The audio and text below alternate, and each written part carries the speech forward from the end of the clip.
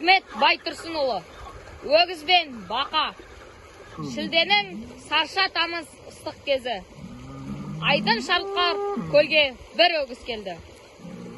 Көлді жағалап, суаты бар жерге келген өгіз су ішіп, шөлін қандырып, көлдің жағасынан шығады. Көлде бақалар жүзіп жүр.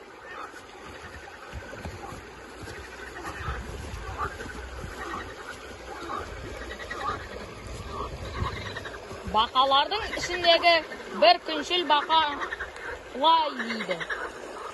Көрші, мына көлге келіп, суға тойған өгізді көрдім. Мен де сонау өгіздей болғым келеді.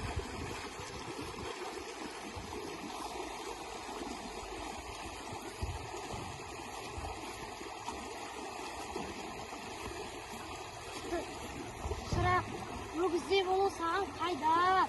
Онымен бірдей болып, қылмақ түгілі қалпыңнан асқан жоқсың. Еш өзгерген жоқсың. Мүлдем өзгерген жоқсың. Мұнда өгіз секілді тағы да суға тойып көрейін.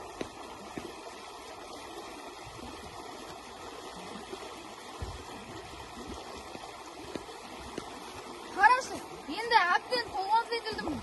Өгіздей болдым ба?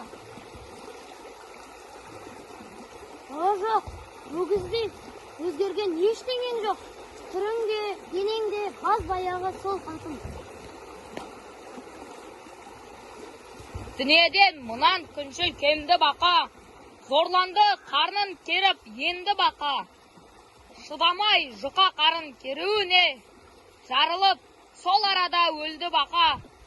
Күнәсі күн дегеннің жаман қатты, күн деме біреуге Алла берген бақты. Өгізді күн деп сондай боламын деп, көл бақа онан қанша пайда тапты. Әуелде Құдай өлшеп берген дене, қаншама зорланғанмен артылмапты. Мақыл сөз әлін білмес әлек деген, осындай әуре болған жаннан қапты.